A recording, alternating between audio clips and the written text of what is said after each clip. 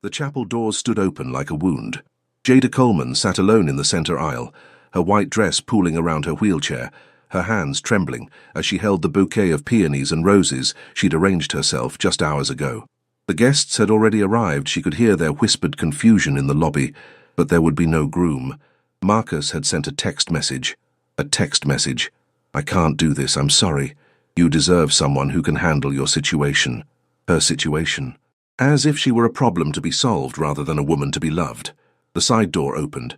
Jada didn't look up, assuming it was the wedding coordinator coming to deliver more bad news.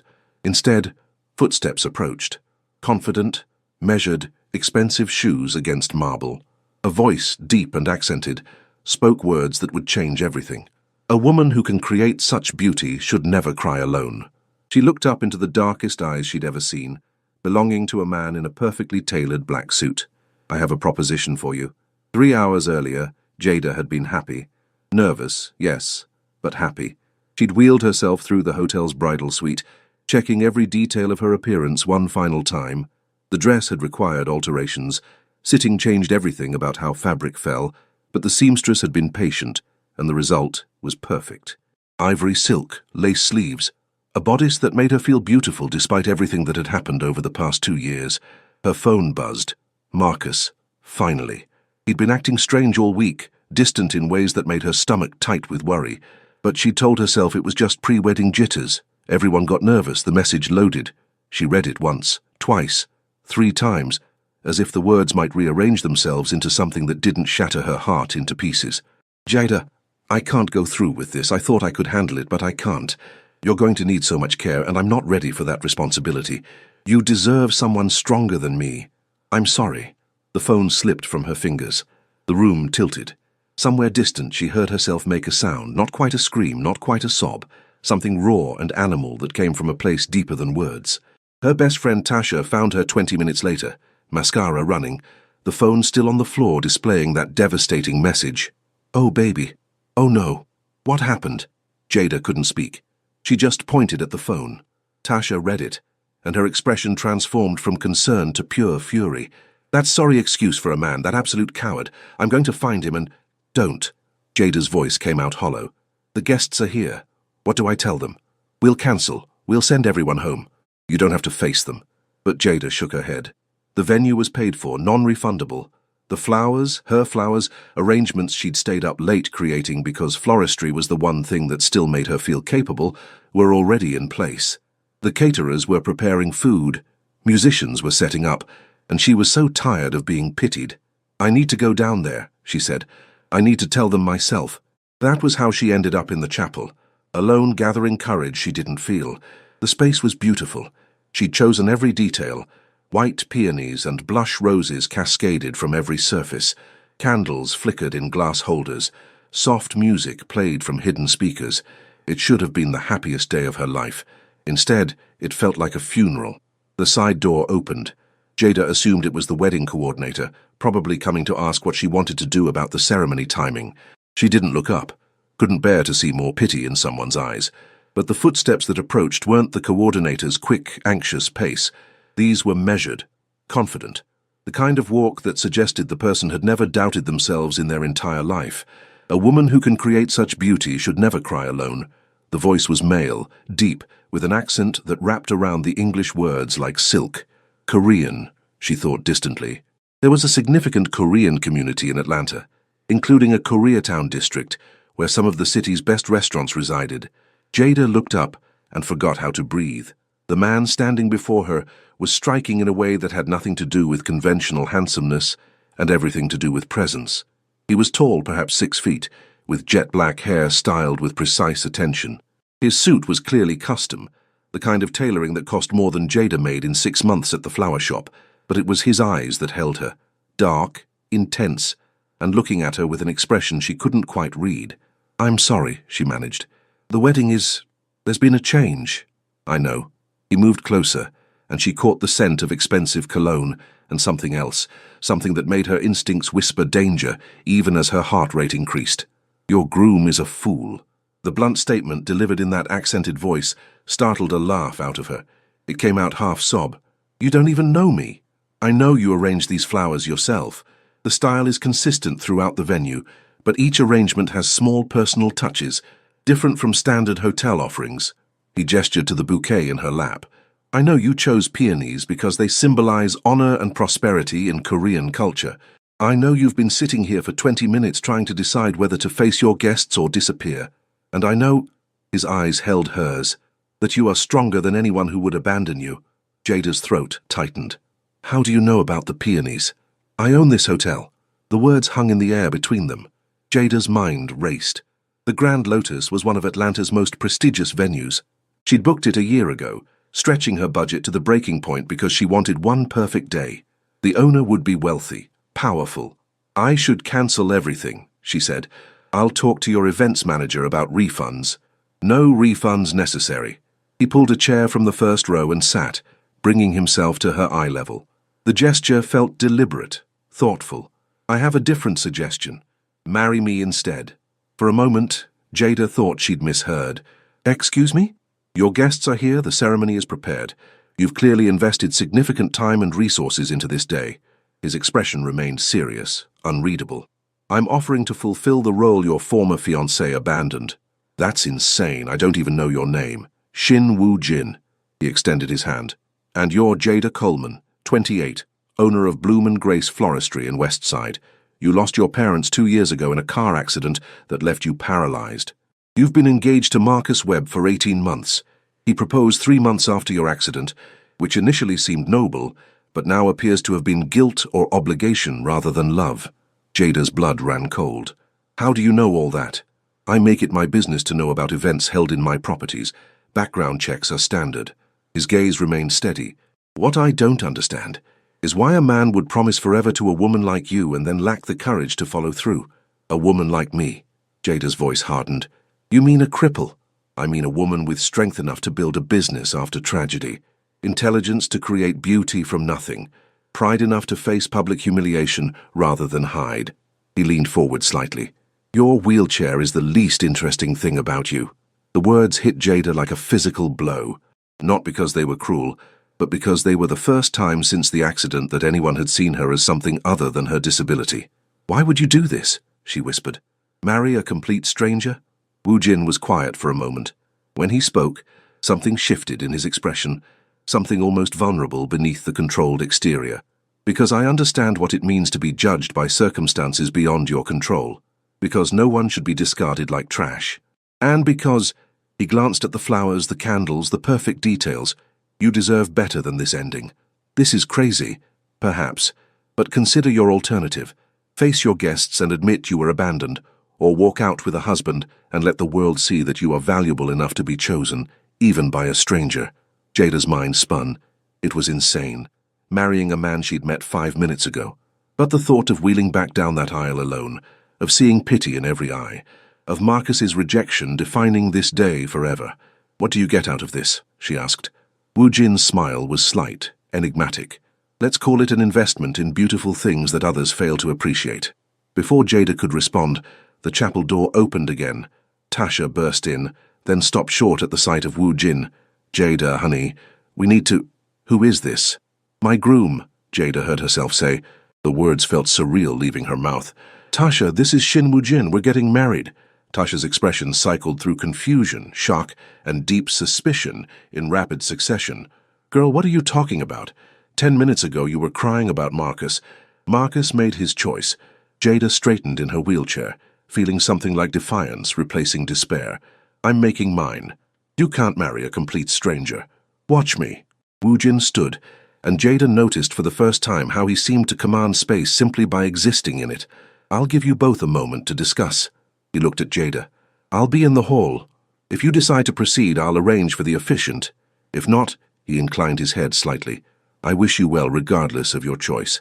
After he left, Tasha wheeled around to face Jada. Have you lost your mind? You don't know anything about this man. I know he sees me as more than a tragedy. That's more than Marcus ever did. Marcus was with you for 18 months. Out of guilt. You know it, I know it. He stayed because leaving would make him look like a bad person. Jada's voice cracked. Well, he left anyway. At least this way. I don't have to face everyone's pity. So you're going to marry a stranger instead? That's your solution? Maybe it is. Jada looked at her best friend. seeing the concern and love there. Tasha, I'm tired. I'm tired of being brave. I'm tired of proving I'm still worth something. I'm tired of wondering if anyone will ever want me again. For one day I want to be chosen, even if it's by someone who has his own reasons. Tasha's expression softened. She knelt beside the wheelchair, taking Jada's hands. Baby, you are worth everything. You don't need to prove that to anyone. I know, but I want to do this anyway. They stared at each other for a long moment. Finally, Tasha sighed. Okay, if you're sure. But I'm watching this man like a hawk, and if he does anything suspicious, I'm calling the police. Noted. Tasha stood, then paused. He is fine, though. Like, suspiciously fine. What does he want with you? I have no idea, Jada admitted. But I guess I'm about to find out. The ceremony happened in a blur. Wu Jin returned with the officiant, a woman who looked mildly confused, but professional enough not to ask questions. The guests filed in, Jada's friends and family, all of whom had been told there was a change in plans but the wedding would proceed. Jada wheeled herself down the aisle with Tasha beside her, watching faces turn from confusion to shock. Whispers rippled through the pews. Where was Marcus? Who was the Asian man standing at the altar? What was happening? Let them wonder. Let them talk. For the first time since the accident, Jada felt something other than grief or resignation. She felt defiant, powerful, chosen. Wu Jin waited for her at the altar, his expression calm and unreadable. When she reached him, he extended his hand. She took it, feeling calluses she hadn't expected. Working hands, despite the expensive suit. The officiant began the ceremony. Standard words about love and commitment, suddenly surreal when applied to two strangers. Jada barely heard them. She was too aware of Wu Jin's hand in hers, warm and solid, too conscious of his eyes on her face, studying her with an intensity that made her skin prickle. Do you, Shin Wu Jin, take Jada Coleman to be your lawfully wedded wife? I do. His voice carried through the chapel, certain and clear. And do you, Jada Coleman, take Shin Wu Jin to be your lawfully wedded husband? This was it. The moment to back out. To admit this was insane and call everything off. She could feel Tasha's worried gaze boring into her back. Could sense her aunt in the third row, probably having a heart attack. Jada looked at Wu Jin. Really looked at him. There was something in his eyes she couldn't name. Not pity. Not obligation. Something else. Something that made her believe, for just this moment, that she was worth choosing. I do. The words sealed her fate. You may kiss the bride. Wu Jin leaned down slowly, giving her time to pull away. She didn't. His lips brushed hers, soft, brief, surprisingly gentle. A kiss that promised nothing and everything. When he pulled back, his eyes held a question she couldn't yet answer. The reception was chaos. Jada's family descended with questions she couldn't answer. Where was Marcus? Who was this man? How long had she known him? When did this happen? Wu Jin handled it with calm efficiency, his accent lending authority to simple explanations that revealed nothing. Marcus and I reached an understanding. Jada deserved better than uncertainty. I'm privileged to be her husband. Jada watched him work the room, noting how people responded to him. There was something about Wu Jin that commanded respect, or perhaps fear. Men deferred to him. Women looked interested but wary. Even her uncle Raymond, who'd played college football and never backed down from anyone, shook Wu Jin's hand with unusual care. Your husband is intense, Tasha murmured, appearing at Jada's elbow with champagne. I've been asking around. Nobody knows anything about him except that he owns half the real estate in Koreatown, and people don't cross him. What does that mean? It means he's either very successful or very dangerous. Possibly both. Jada sipped her champagne, watching Wu Jin across the room. He was speaking with her aunt, his posture relaxed but alert, like a predator pretending to be domesticated. What had she done? The reception wound down as evening approached. Guests departed with confused well-wishes and promises to call later for the real story. Finally, only Jada, Wu Jin, and Tasha remained in the venue. So, Tasha said, crossing her arms, what happens now? Where's my girl going to live? Wu Jin turned to Jada. That's your choice. I have a residence in Buckhead. You're welcome to stay there, or I can arrange alternative accommodations if you prefer. Stay there as what? Jada asked. What exactly do you expect from this marriage? I expect nothing. This arrangement is whatever you want it to be. If you prefer it to be a legal fiction that we dissolve quietly in a few months, that's acceptable. If you'd like to explore whether there's something more, he paused, that's also acceptable. You're telling me you married me out of pure altruism? You want nothing? Something flickered across Wu Jin's face.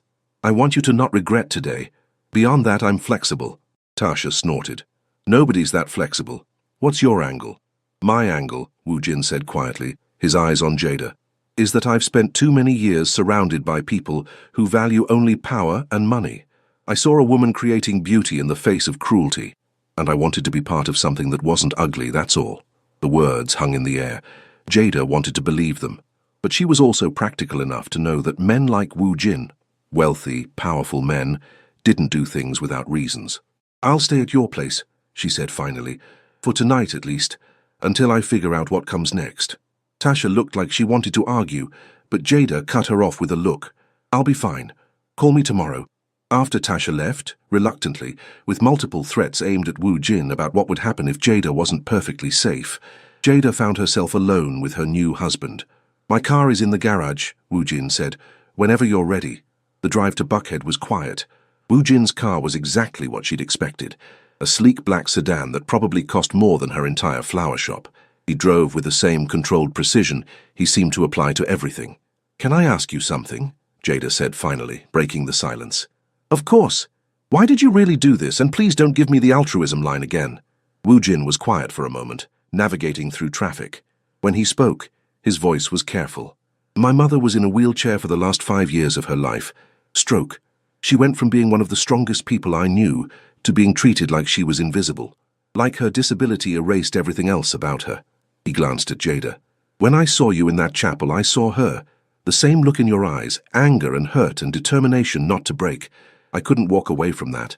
The explanation felt true, but Jada sensed there was more he wasn't saying. I'm sorry about your mother. She would have liked you, she loved flowers. They arrived at Wu Jin's building, a high-rise in the heart of Buckhead, with a doorman who greeted him respectfully. The penthouse elevator required a key. Jada's heart hammered as they ascended. The apartment was stunning. Floor-to-ceiling windows overlooked the city. Modern furniture, expensive art, everything carefully curated. But it felt cold, unlived in, despite obvious wealth. The master bedroom is accessible, Wu Jin said, showing her through. I had modifications made after my mother stayed with me. Bathroom has a roll-in shower, lowered counters, everything you might need. Jada wheeled through the space, impressed despite herself. Where will you sleep? Guest room. Unless you prefer I make other arrangements. No, I just... She turned to face him. I don't understand you. You're not required to. Not yet, anyway. Wu Jin loosened his tie, the first casual gesture she'd seen from him all day. The movement revealed a glimpse of tattoos beneath his collar. Unexpected, intriguing. Are you hungry? I can order food. Starving, actually. He smiled, a real smile that transformed his face from handsome to devastating. Good. I know the best Korean barbecue in the city. They deliver. Over dinner, an incredible spread of bulgogi, kimchi, and banchan that Wu Jin ordered with easy familiarity, Jada found herself relaxing slightly. He asked about her flower shop, listened attentively as she talked about building the business from nothing, didn't ask about the accident unless she volunteered information. How did you end up in the hotel business? She asked. Family legacy. My father built the Grand Lotus 30 years ago. I expanded from there. He poured her more soju. The Korean alcohol going down surprisingly smooth. We own several properties throughout Atlanta now. That's impressive. It's responsibility. Something shadowed his expression. My father believed in building empires. I inherited his vision along with his debts. What kind of debts? Wu Jin's eyes met hers, and she saw something dangerous there. The kind that can't be paid with money alone. Before Jada could ask what he meant, his phone buzzed. He glanced at it and his expression hardened. Excuse me, I need to take this. He stepped onto the balcony speaking rapid Korean. Jada couldn't understand the words, but she understood the tone. Anger, authority, threat. When he returned, his mask was back in place. I apologize. Business matter. At 10 o'clock at night. Some businesses don't keep regular hours. Jada studied him, seeing past the surface for the first time. The expensive suit, the tattoos, the way people deferred to him. The late-night business calls. What exactly is your family business, Wu Jin? He held her gaze. Hotels, restaurants, import-export, various investments. That's not the whole truth, is it? No, he admitted quietly. But it's all I can tell you right now. Is that acceptable? Jada thought about it. She'd married a stranger. She was living in his penthouse. She'd already crossed so many lines. What was one more secret? For now, she said, but eventually, I'll want the truth. Eventually, Wu Jin agreed. I'll give it to you. Jada woke to sunlight streaming through unfamiliar windows and momentary panic before memory returned. Married. She was married to Shin Wu Jin, a man she'd known for less than 24 hours. What had she been thinking? She transferred to her wheelchair and made her way to the kitchen, following the scent of coffee. Wu Jin stood at the counter, dressed in dark slacks and a white shirt, hair still damp from a shower. He looked up as she entered. "Good morning, I made coffee. American style, but I can prepare Korean if you prefer." "American is fine." Jada accepted the mug he offered, noting how careful he was not to make the transaction awkward. "Did you sleep?" "Enough." He leaned against the counter, watching her. "I have meetings this morning. My assistant will be available if you need anything. Driver, groceries, whatever you require. I should get back to my apartment. Check on the shop. Your shop is closed for the week. I spoke with your employee, Teresa, last night. Explained you were on honeymoon." Jada's eyebrows rose. "You called my employee?" "I thought you might not want to deal with logistics immediately." It was thoughtful. Presumptuous, but thoughtful. "Thank you, I think." Wu Jin's phone buzzed again. He glanced at it, and his jaw tightened. "I need to go. Make yourself at home. Truly. This is your space now, for as long as you want it." After he left, Jada explored the penthouse more thoroughly. The place was immaculate, almost sterile in its perfection, but in the guest room, Wu Jin's room, she found hints of the man beneath the surface. Books in Korean and English, a photograph of an elegant woman who must be his mother, and on the dresser a handgun. Jada stared at it for a long moment. The weapon was well maintained, expensive looking, not something you kept for simple home defense. She backed out of the room, heart pounding. What had she gotten herself into? The day passed slowly. Jada tried to work on designs for the shop, but couldn't concentrate. Her phone exploded with messages from family and friends, all wanting details about her mysterious husband. She ignored most of them, not ready to explain what she didn't understand herself. Around 3, the penthouse door opened. Jada looked up, expecting Wu Jin. Instead, 2 Korean men in suits entered, one older, one younger, both radiating danger. "Mrs. Shin," the older one said in accented English, "we're here for your protection. Mr. Shin's orders." "Protection from what?" The men exchanged glances. "Mr. Shin will explain when he returns. For now we ask that you stay inside." Jada's unease crystallized into fear. "I want to talk to Wu Jin. Now. He's in a meeting. I don't care. Get him on the phone or I'm leaving." The younger man pulled out his phone, spoke quickly in Korean, then handed it to Jada. "I apologize," Wu Jin's voice came through, tense. "There's been a development. You're safe, but I need you to stay at the apartment with my men until I return." "What kind of development? Who are these people?" "Security. Please, Jada, trust me for a few more hours. I'll explain everything tonight." The line went dead. Jada stared at the phone, then at the 2 men watching her carefully. "Fine, but I want answers when he gets back." The men nodded and took positions by the door and windows. Jada retreated to the bedroom, mind racing. Gun, security guards, secret meetings.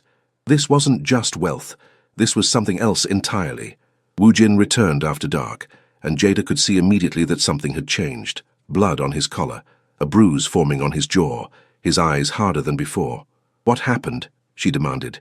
He dismissed the guards with a gesture, then turned to her. "I need to tell you the truth about my family's business. You deserve to know before you make any decisions about staying." "Okay." "My father didn't just build hotels.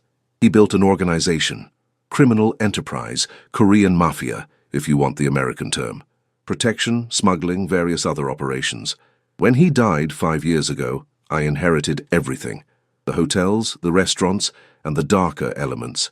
Jada's hands gripped her wheelchair's armrests. "You're a criminal." "Yes." "By law, yes. By choice." He hesitated. "It's complicated. Leaving isn't simple. There are rules, obligations, blood debts. I've tried to move things toward legitimate business, but the past doesn't disappear easily." "Why are you telling me this now?" "Because someone found out about our marriage, a rival organization. They see you as leverage against me." His voice roughened. "I've increased security. You're protected, but I won't lie to you about the risk." Jada's mind spun. Mafia.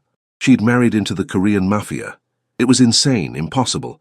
Except the evidence was right in front of her, the guards, the gun, the blood on his collar. "You used me," she said quietly. "This wasn't about helping me. It was about, what? Showing weakness? Proving you have a heart?" "No." Wu Jin moved closer, kneeling so they were eye level. "I married you because I saw something I wanted to protect, because walking away felt impossible. I knew it was selfish, bringing you into my world, but I did it anyway. You should have told me the truth. Would you have married me if I had?" "No." "Exactly." He reached for her hand, stopped himself. "I'll arrange alternative accommodations. Somewhere safe, far from Atlanta. New identity if you want it. You can disappear and I'll make sure no one ever connects you to me again." Jada stared at him. Part of her wanted to take the offer, run as far and fast as possible. But another part, the part that had been drawn to him from that first moment in the chapel, hesitated. "Why did you really marry me?" she asked. Truth this time. Wu Jin was silent for a long moment. When he spoke, his voice was raw. "Because when I saw you in that chapel refusing to break, I saw the kind of strength I've never had. Because I'm tired of being surrounded by people who want something from me. Because for 5 minutes standing at that altar, I felt like I might be something other than my father's son." He met her eyes. "Because you made me want to be better." The confession hung between them, honest and vulnerable, in a way Jada hadn't expected him capable of. "I should leave," she whispered. "Yes, you should. But if I stay, what would that look like? Dangerous, complicated, possibly foolish." His hand finally closed over hers. "But real. More real than anything in my life has been for years." Jada looked at their joined hands, his scarred and calloused, hers stained with flower pigments. Two broken people from different worlds, connected by a moment of desperate impulse. "I need time to think," she said. "Of course. Take all the time you need." But that night, lying in the too large bed, Jada couldn't stop thinking about the look in Wu Jin's eyes when he'd knelt before her. Couldn't forget the gentleness of his hands, despite the violence they'd clearly committed. Couldn't ignore the way her heart raced when he was near. She'd spent 2 years being careful, protecting herself, building walls. Maybe it was time to take a risk. Around 2 in the morning she found herself wheeling to the guest room. The door was ajar, light spilling out. She pushed it open. Wu Jin sat on the bed, head in his hands. He looked up as she entered, surprise flickering across his features. "Can't sleep?" he asked. "Can't decide," Jada corrected. "This is insane. You're a criminal. I'm a flower shop owner. We have nothing in common." "No, we don't. Your world is dangerous. Very. You're probably going to get me killed. I'll do everything in my power to prevent that." Jada wheeled closer. "Then why does this feel right?" Wu Jin stood, moving to her slowly. "Because sometimes the most dangerous choice is also the truest one." He cupped her face in his hands, thumbs brushing her cheekbones. The gesture was tender, reverent, nothing like what she'd expect from a Mafia boss. "If you stay," he said quietly, "I will protect you with everything I have. I will give you honesty even when it hurts. I will never treat you as less because of your wheelchair. And I will spend every day proving that choosing me wasn't a mistake. And if I leave, then I'll let you go even though it will destroy something in me I didn't know could still be destroyed." Jada reached up, covering his hands with hers. "I must be crazy. Probably. I'm staying, for now, but Wu Jin..." She held his gaze. "If you ever lie to me again, I'm gone. No second chances." "Understood. And I want to know everything, not just the sanitized version. Everything. That will take time." "We have time," Jada said. "Don't we?" Wu Jin's smile was slight but genuine. "Yes, if you want it, we have time." He leaned down, and this time when he kissed her, it wasn't the brief touch from the ceremony. This was deeper, hungry, full of promise and danger, and something that felt terrifyingly close to hope. When they finally broke apart, both breathing hard, Jada found herself smiling. "So," she said, "tell me about your organization. Start from the beginning." Wu Jin laughed, a real laugh, surprised and warm. "Now? Why not? I'm awake. You're awake. Might as well get the terrifying details out of the way." He pulled a chair over, sitting so they were eye level again, and as the night deepened around them, he began to talk about his father's empire, about the codes and hierarchies of Korean organized crime, about the violence and the honor, the blood debts, and the impossible choices. Jada listened, asking questions, trying to understand this world she'd stumbled into. And somewhere in those dark hours, She realized she wasn't just staying out of defiance or attraction. She was staying because Shin Woo-jin, criminal and protector, saw her as whole, not despite her wheelchair, not because of some hero complex, but simply because of who she was, and that was worth almost any risk. The next 2 weeks were a crash course in Woo-jin's world. Jada learned about the organization's structure: lieutenants, soldiers, associates. She met key members, men who looked at her with curiosity and skepticism, until Woo-jin made clear that disrespecting her meant disrespecting him. She learned to recognize the signs of tension, the subtle signals that meant danger was close. Most importantly, she learned that Woo-jin hadn't been exaggerating about the risks. The rival organization, the one that had discovered their marriage, was the Chang family, another Korean crime group that controlled different territories in Atlanta. There had been an uneasy peace for years, but Woo-jin's father had apparently made promises before his death, promises involving territory and profit shares that Woo-jin had been slowly reneging on. "They see weakness in me," Woo-jin explained one evening as they ate dinner on the penthouse balcony. "My father was brutal, uncompromising. I'm trying to transition our operations toward legitimate business. They think that makes me soft." "Are you?" Jada asked. "Soft?" His smile was dangerous. "Ask the 3 men who tried to follow you to your flower shop last week." Jada's blood chilled. "What? They're no longer a concern." She didn't ask what that meant. Wasn't sure she wanted to know.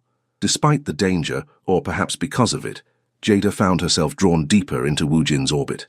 He was attentive but not suffocating, protective but not controlling. He asked about her day, remembered details about her flowers, made sure the penthouse was stocked with her favorite foods. But it was the small moments that got to her, the way he always knelt or sat when talking to her, making sure they were eye level. The night he came home exhausted and bloody from some kind of confrontation, but still took time to ask if she needed anything. The morning she found him in the kitchen at dawn, learning to make her grandmother's biscuit recipe from a video because she'd mentioned missing them.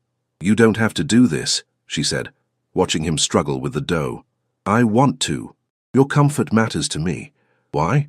He looked up, flour dusting his expensive shirt. "Because somewhere in the past 2 weeks, this stopped being an arrangement and started being real, at least for me." Jada's heart stuttered.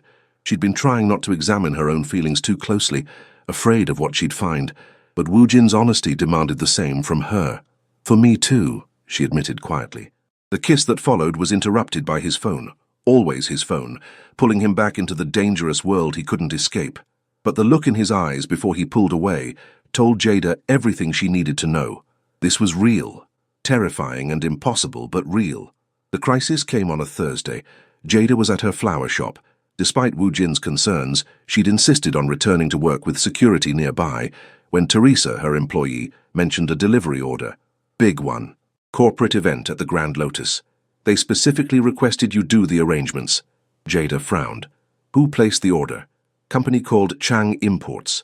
Every instinct Jada had developed over the past weeks screamed danger. Cancel it. Tell them we're booked. But it's $10,000. Cancel it, Teresa, trust me. She called Woo-jin immediately. Chang Imports just tried to order flowers from me. For your hotel. His response was a single Korean curse word. Stay at the shop. I'm sending a car. What's happening? They're testing us, seeing if they can get to you. Don't trust anyone until my people arrive. The line went dead. Jada's hands shook as she locked the shop's front door. Teresa stared at her, confused and increasingly frightened. What's going on? Who was that? My husband. Something's wrong. The window exploded inward. Glass showered across the shop floor. Jada screamed, wheeling backward as 3 men burst through. Not Korean, Eastern European, maybe Russian. They moved with military precision, weapons drawn. "Mrs. Shin," one said, his accent thick. "You come with us. No trouble. No one gets hurt." Teresa bolted for the back door. One of the men raised his gun, and Jada found herself moving before thought, grabbing a heavy vase and hurling it at him. Her aim was terrible from the wheelchair, but it was enough distraction. Teresa made it outside. "That was stupid," the leader said, advancing on Jada. She grabbed another vase, then a pair of pruning shears. Not much of a defense, but she'd be damned if she went quietly. The man laughed. "The boss said you had spirit. Shame we have to hurt you." He reached for her. Jada swung the shears, opening a gash across his forearm. He swore, backhanded her hard enough that her wheelchair tipped. She hit the floor among the flowers and glass, pain exploding through her shoulder. The world tilted. Through blurred vision, she saw the man raising his gun. saw his finger tightening on the trigger. The shop's back door burst open. Wu Jin moved like violence given form, a gun in each hand. The first shot took down the man about to shoot Jada. The second and third dropped his companions before they could even turn. In 3 seconds it was over. Wu Jin was at Jada's side immediately, gun holstered, hands gentle as he checked her for injuries. "Are you hurt? Did they—" "I'm okay. Bruised, but okay." She grabbed his jacket, pulling him close. "They were going to kill me." "I know." His voice was raw, furious. "I know, and I'm sorry. This is my fault." "No, this is their fault." Jada looked at the bodies. She should be horrified, traumatized, but all she felt was relief. "What do we do now?" "Now we end this." Wu Jin's people arrived to handle the scene. Teresa had already called police, but they were somehow redirected. Jada didn't ask how. Didn't want to know the extent of Wu Jin's reach. Back at the penthouse, surrounded by guards, Jada finally let herself shake. Wu Jin wrapped a blanket around her shoulders, handed her tea he'd spiked with something stronger. "The Chang family has gone too far," he said quietly. "They've broken every protocol, every rule. They think they can force my hand by threatening you. Can they?" "No. But they've given me justification to do what I should have done months ago." He knelt before her, taking her hands. "I need to handle this. It won't be pretty. There will be violence, probably deaths. I can shield you from most of it, but not all. If you want to leave, now is the time." Jada thought about it, really thought about it. She could walk away, wheel away from all of this. Return to her simple life, her flower shop, her safe existence. But she'd also be walking away from Wu Jin, from the man who'd chosen her when no one else had, who'd protected her, respected her, seen her as whole, who'd killed for her without hesitation. "I'm not leaving," she said, "but I want something from you. Anything. The truth about my accident, the one that paralyzed me. You said it wasn't an accident. How did you know?" Wu Jin's expression went carefully blank. "Jada, the truth. You promised me honesty." He was silent for a long moment. When he spoke, his voice was heavy with something that might have been guilt. "Your father, Daniel Coleman, owed money to a loan shark, one of Chang's associates. When he couldn't pay, they arranged the accident. You and your mother were supposed to die too, eliminating the debt and sending a message." The words hit Jada like a physical blow. "You're saying my accident, my parents' deaths were murder?" "Yes." "How long have you known?" "Since before we met. Since I did background research before your wedding. I saw the accident report, and something felt wrong. I had my people investigate." He met her eyes. "I married you partly because I wanted to protect you, because I knew Chang was responsible, and I knew they might come after you eventually." Jada didn't know what she felt. Anger, grief, something too complex for words. "You've known this whole time and didn't tell me?" "I was trying to find the right moment." "There is no right moment for that kind of truth." She wheeled backward, needing distance. "My parents were murdered. I was crippled. And you knew, and you just— What? Decided you'd handle it? I was trying to protect you. I don't need protection. I need honesty. I need—" Her voice broke. 2 years. 2 years she'd blamed herself. Blamed bad weather and bad luck, and the universe's cruelty. But it had been deliberate. Someone had stolen her parents, her mobility, her life, and Wu Jin had known. "Get out," she whispered. "Jada, get out." He left. Jada sat alone in the too large apartment, surrounded by luxury she hadn't earned, protected by men she didn't trust, married to someone who'd lied by omission. And somewhere underneath the anger and grief, a cold fury began to build. Chang had taken everything from her, her parents, her legs, her innocence, and now they were trying to take her life. She wouldn't let them, couldn't let them. When Wu Jin returned hours later, Jada had made her decision. "I want them to pay," she said without preamble. "The people who killed my parents, Chang, all of them. I want them to pay." Wu Jin studied her. "That's not who you are." "Maybe it wasn't, but they made me this way." She met his eyes. "You're going to war with them anyway. Let me be part of it. Let me have my revenge." "It's not revenge if I do it for you." "Then tell me how to hurt them myself." Wu Jin was quiet for a long moment. Then, slowly, he smiled. It was dangerous, fierce, nothing like the gentle man she'd been falling for. This was the crime boss, the killer, the heir to a brutal empire. "All right," he said, "but understand, once you cross this line, there's no going back. You'll be one of us, part of this world with all its darkness. I've been part of this world since they ran my parents off that road. I just didn't know it. Then I'll teach you, and together, we'll make sure Chang never hurts anyone again." Jada nodded. Around them, the city glittered in the darkness, beautiful and treacherous. Somewhere out there, the people who'd destroyed her life were celebrating, thinking they'd won. They had no idea what was coming. The war between the Shin and Chang organizations lasted 3 weeks. To the outside world, it looked like normal business. No bodies in the streets, no obvious violence. But in the shadows, battles raged. Jada became Wu Jin's secret weapon. No one expected the disabled flower shop owner to have any role in criminal strategy, which made her perfect for gathering intelligence. She met with Chang's associates under the guise of floral consultations, learning their schedules and weaknesses. She used her flower deliveries to scout locations. She became invisible in plain sight, her wheelchair making her seem harmless. But she was anything but harmless. Not anymore. Wu Jin taught her about the organization's operations with patient thoroughness. He showed her ledgers, explained territories, introduced her to key players. Slowly, Jada began to understand the empire her husband controlled, and the weight he carried. "My father believed in power through fear," Wu Jin explained one night, reviewing maps of Chang-controlled properties.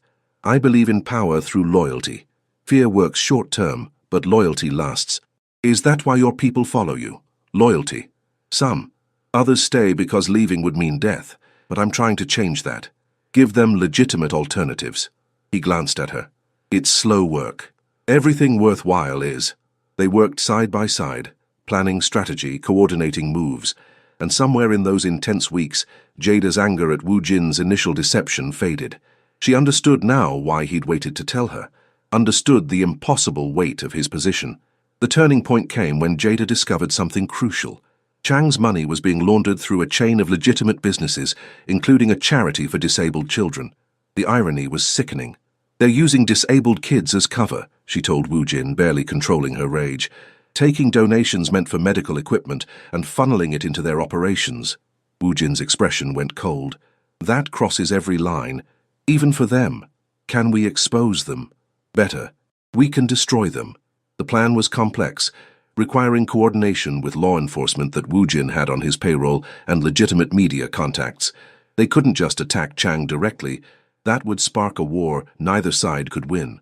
But if Chang's operations were exposed, if their money dried up, if their legitimate business fronts collapsed, the House of Cards would fall on its own. Jada's role was crucial. She reached out to local news, posing as a whistleblower who'd discovered the charity fraud. She provided documentation that Wu Jin's people had obtained. She gave emotional testimony about how the charity had promised her community adaptive equipment that never materialized. The story broke on a Monday. By Tuesday, federal investigators were involved. By Wednesday, half of Chang's organization was under arrest. Through it all, Jada waited. Because the man she really wanted, the one who'd ordered the hit on her parents, was still free. Lee Min-ho, Chang's second-in-command, the one who'd arranged the accident. Wu Jin's people had been tracking him, waiting for the right moment. That moment came on Thursday night. "He's alone," Wu Jin told Jada. "Running. He knows everything's collapsing. This is our chance." "I want to see him," Jada said. "Face to face. I need to know he knows why this is happening." "It's dangerous." "I don't care." Wu Jin studied her for a long moment, then nodded. "All right, but I'll be there every second, and if anything goes wrong, you leave. Understood?" "Understood." They found Lee in a warehouse on the outskirts of the city, counting cash and preparing to run. Wu Jin's men surrounded the building silently. When Lee realized he was trapped, his expression went from panic to fury. "Shin," he spat. "You think you've won. Chang is finished," Wu Jin interrupted, his voice cold. "His organization is destroyed, his money seized, his people arrested. It's over. Because of you? Because he forgot the first rule. Never involve innocents." Wu Jin stepped aside, revealing Jada in her wheelchair. Tell her what you did." Lee's eyes widened with recognition. "The Coleman girl. But she was supposed to die." "Tell her," Wu Jin repeated, and there was something in his voice that made Lee flinch. "It was business. Your father owed money. We had to send a message." "You killed my parents," Jada said, her voice steady despite the tears on her face. "You destroyed my life, for money. It wasn't personal. It was personal to me." The words tore out of her. "Every day I wake up and can't walk. Every time I see a picture of my parents. Every moment I live with what you took from me, that's personal." Lee backed away, but there was nowhere to go. Wu Jin's men blocked every exit. "What happens now?" Lee asked. "You kill me? That makes you just like Chang." "No." Wu Jin said quietly. "It makes me justice." He raised his gun. Jada reached out, touching his arm. "Wait." Wu Jin paused, looking at her questioningly. "I've spent 2 years drowning in anger and grief," Jada said, still looking at Lee. "I wanted revenge. Wanted to hurt him the way he hurt me. But looking at him now," she paused, "he's not worth it. He's nothing. Just a small, cruel man who hurts people for money. Jada, I want him arrested. I want him to face trial for my parents' murders. I want everyone to know what he did." She met Wu Jin's eyes. "I want justice, not revenge." Wu Jin held her gaze for a long moment. Then slowly, he lowered the gun. "You're sure?" "I'm sure. Killing him would make us like him. And I refuse to let him make me into something I'm not." Lee looked between them, confused and desperate. "You're just going to let the cops have me?" "No," Wu Jin said. "I'm going to make sure you spend the rest of your life paying for what you did. Every day in a prison cell knowing that the woman you tried to destroy is out here, living her best life despite you." He smiled, sharp and dangerous. "That seems like a better punishment than death." Wu Jin's people handed Lee over to law enforcement, the legitimate kind, the ones who couldn't be bought. With the evidence they provided, Lee's conviction was certain. The Chang organization collapsed completely within a month, its remaining members scattered or imprisoned.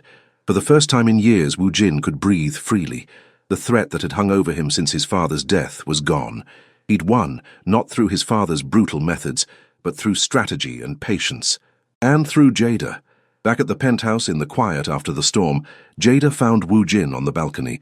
He stood at the railing, looking out over the city that was his kingdom.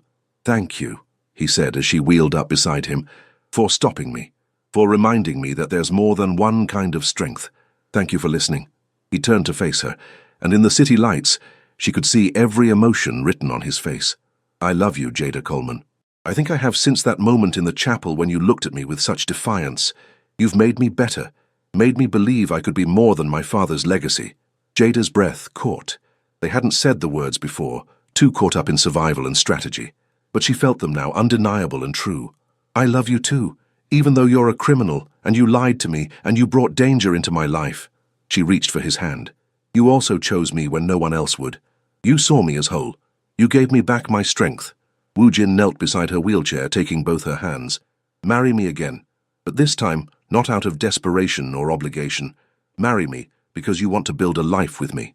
We're already married. Then marry me every day. Choose me every morning. Let me choose you." He brought her hands to his lips. "I know I'm asking you to live in a dangerous world, but I promise I'll spend every day making it safer, making it better. For you. For us." Jada looked at him. This complicated, dangerous, surprisingly gentle man who'd walked into her life at its lowest point and refused to let her drown. "Yes," she said simply. "Every day. I choose you." The kiss was inevitable, necessary, a promise sealed with touch. When they finally pulled apart, both breathing hard, Jada found herself laughing. "What?" Wu Jin asked, smiling. "I was supposed to marry Marcus. Safe, boring Marcus, who worked in accounting and wanted a simple life. Instead, I married a Korean Mafia boss who's taught me about criminal enterprises and revenge, and how to survive in a world I never knew existed. Regrets? Not a single one." Wu Jin stood, then smoothly lifted Jada from her wheelchair. She gasped, arms going around his neck. He carried her inside, moving through the penthouse toward the bedroom. "What are you doing?" "Proving that you made the right choice." His smile was warm, genuine, full of promise. "Every single day, Jada. I'm going to prove it." Later, as they lay tangled together in the darkness, Jada traced the tattoos on Wu Jin's chest. She'd learned what each one meant, symbols of his father's legacy, marks of his position, reminders of battles fought and won. "I want to add one," he said quietly. "Peonies for you, for the moment my life changed. You don't have to. I want to. You're part of me now, part of my story." He kissed her forehead, the best part. Jada settled against him, feeling safe in a way she'd never expected to feel again. Outside, the city continued its endless cycle. Somewhere, criminals planned crimes. Police investigated. Ordinary people lived ordinary lives. But here, in this moment, Jada was exactly where she was meant to be. With a man who'd seen her at her lowest and decided she was worth everything. With a husband who'd turned her greatest tragedy into her greatest triumph. With someone who'd proven that sometimes the most dangerous choice was also the truest one. Wu Jin? She murmured, half asleep. Hmm? Nobody touches what's mine either. She felt him smile against her hair. No, they don't. Not anymore. The years passed, bringing changes neither of them could have predicted. Wu Jin succeeded in transitioning most of his organization's operations toward legitimate business. It wasn't easy. Old habits died hard, and some members resisted change. But with Jada at his side, offering perspective from outside the criminal world, he found ways to build an empire that didn't require blood. The Grand Lotus expanded to 5 locations. Wu Jin's restaurants became famous throughout Atlanta for their authentic Korean cuisine. Import-export operations went completely legitimate, specializing in Korean goods and art. There were still shadows. Some things couldn't be cleaned entirely, but they were shadows he could live with. Jada's flower shop became an institution. Bloom and Grace expanded to 3 locations, employing dozens of people from disadvantaged backgrounds.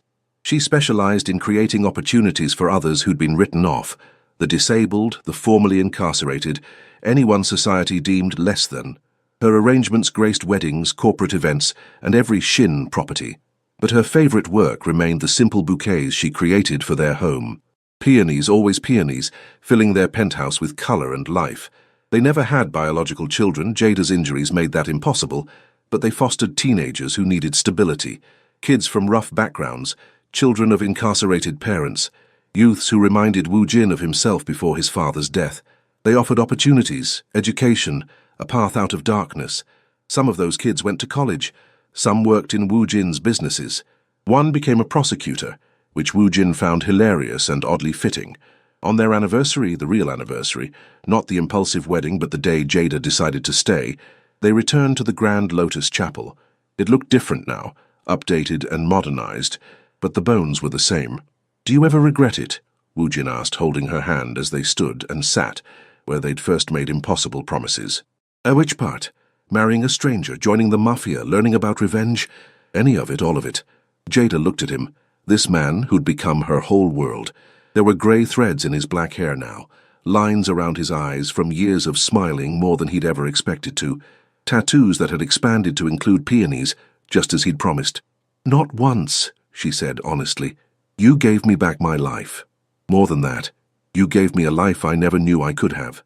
You saved me, Wu Jin countered. I was drowning in my father's legacy, becoming someone I hated. You showed me another way. So we saved each other. Yes, we did. He kissed her then, in the chapel where everything had started. Gentle, reverent, full of years of love and trust and choosing each other every single day. When they pulled apart, Jada smiled. Take me home? Always. As they left the chapel, Wu Jin pushing her wheelchair with the ease of long practice, Jada thought about the woman she'd been that devastating day 5 years ago. Broken, humiliated, convinced her life was over. She'd been so wrong. Her life hadn't ended in that chapel. It had begun. With danger and darkness and impossible choices, yes, but also with love and strength and a man who'd seen past her wheelchair to the fighter underneath. Some love stories started with flowers and first dates. Theirs had started with tears and desperation, and a stranger's impossible offer. But it had become something beautiful anyway, something real, something that proved that sometimes the best things bloomed in the darkest places. And as they drove through Atlanta's streets toward home, Jada reached over and took Wu Jin's hand. He squeezed back, understanding without words. This was their city now, their empire, built not on fear but on second chances. Their life lived on their terms. Together, always together.